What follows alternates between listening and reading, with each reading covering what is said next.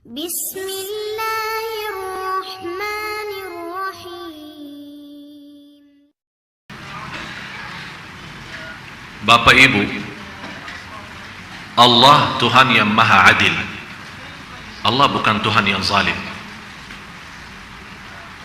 Dan harus kita yakini, apapun kesusahan, kecil maupun besar, ujian, cobaan, kecil maupun besar, yang kita hadapi, yakini 100% itu keburukan dosa kita. Itu sebabnya dosa kita.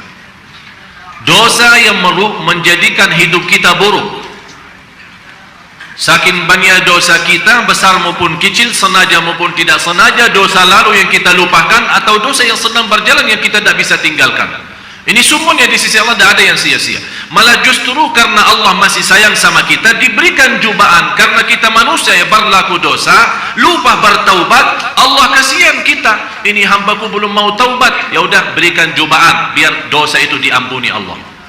Ternyata cobaan itu pun ada hikmahnya. Justru tanda kasih sayangnya Allah ada cobaan karena Allah mengampuni dosa kita yang kita lupakan. Ini bukan hukuman. Jangan ada orang berkata, kenapa Allah menghukumkan saya? Cobaannya terlalu banyak, kenapa Allah menghukumkan saya? Bapak Ibu, kalau Allah menghukumkan kita atas salah dan dosa, tidak ada makhluk pun yang mampu hidup di bumi. Dan sudah berkali-kali kita sampaikan, tolong hafal ayat surah 35 ayat 45, tolong simpan, hafal, tulis, buka di dalam rumah. Nanti kalau dia pulang ke rumah, buka Al-Quran surah 35 ayat 45, walau yu'akhidullahu an-nasa bima kasabu ma taraka ala dhahriha min dabbah. Sekiranya Allah menghukumkan manusia atas setiap dosa dan salahnya, tidak ada makhluk pun yang mampu hidup di bumi.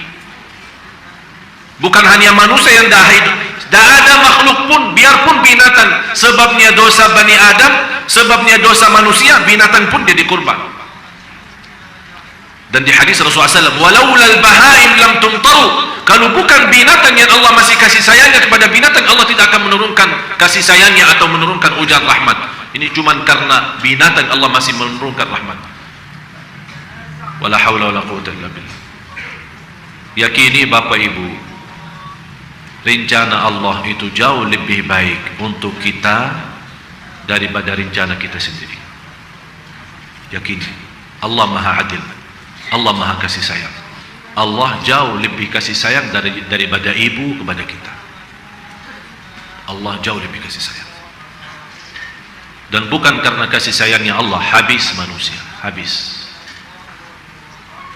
Kalau bumi dan laut meminta sama Allah izin setiap hari 3 kali, ya Allah lepaskan kami biar kami habis memakan manusia.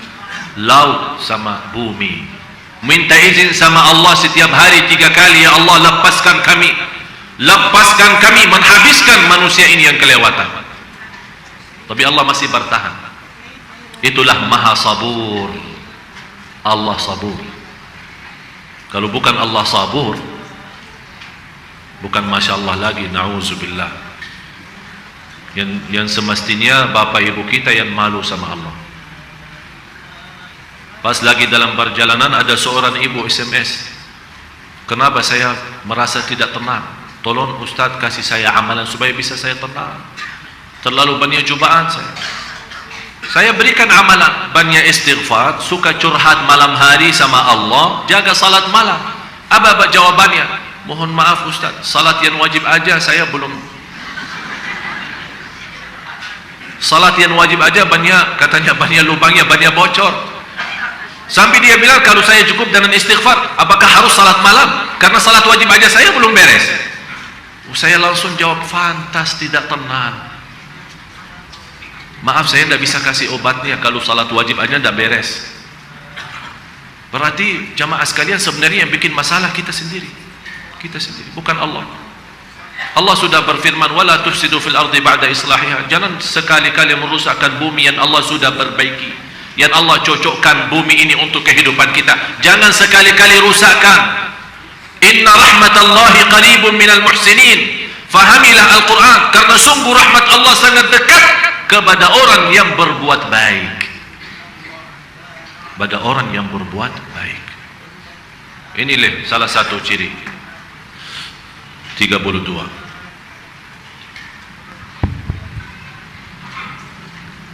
La haula wala quwwata illa billah. Ternyata ada satu masa, satu zaman, orang salih pun tidak akan bisa berguna bagi kita kalau sudah dosa dan maksiat rajalela. Kita berlindung kepada Allah Subhanahu wa taala.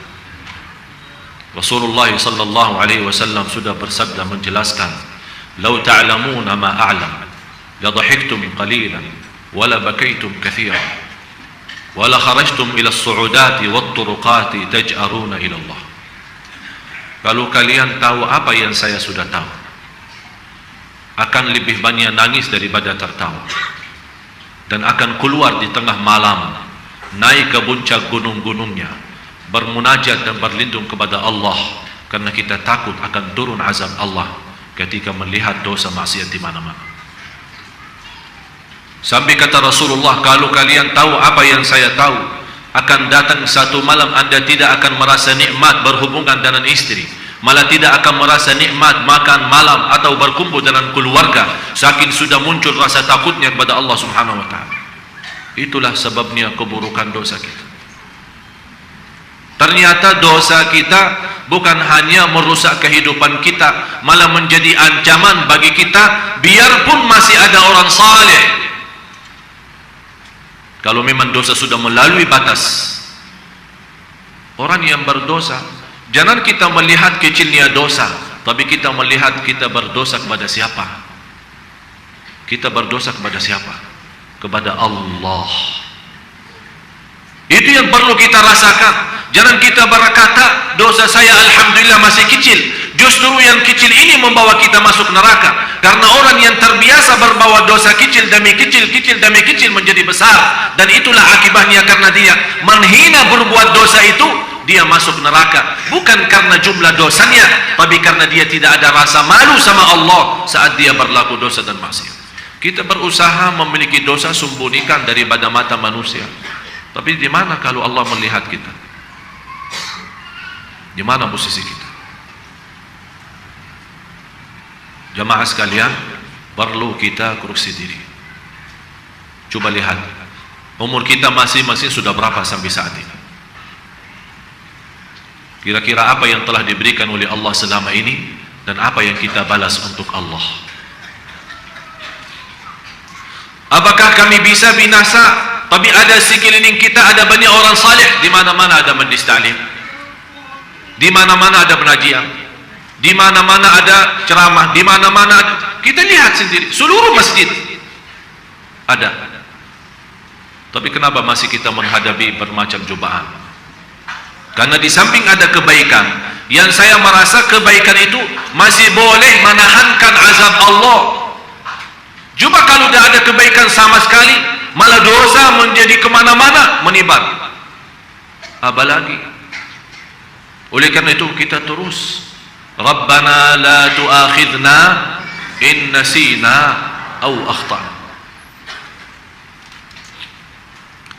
Rabbana wa la tahmil alaina isran kama hamaltahu ala alladhina min qablina. Tolong Bapak Ibu, kalau membaca ayat seperti ini, kita rasakan baca apa? Ini doa, doa isinya. Minta sama Allah, perlindungan Allah. Ya Allah, jangan engkau menghukumkan kami atas berlaku dosa-dosa orang lain. Karena bisa jadi gara-gara keburukan perbuatan orang lain, bisa semua jadi binasa. Sampai kata Siti Aisyah, tapi ya Allah, kalau orang saleh yang menjadi binasa sebabnya keburukan dosa orang lain, bagaimana bagi orang saleh? Kata Rasulullah SAW, nanti dibangkitkan oleh Allah dengan niatnya masing-masing. Terjadi kurban di dunia, bisa jadi binasa, bisa dihukum Allah sebabnya keburukan dosa orang yang berdosa dan maksiat. Bisa orang saleh pun menjadi kurban, tapi nanti dibangkitkan oleh Allah masing-masing dengan perbuatannya dan niat.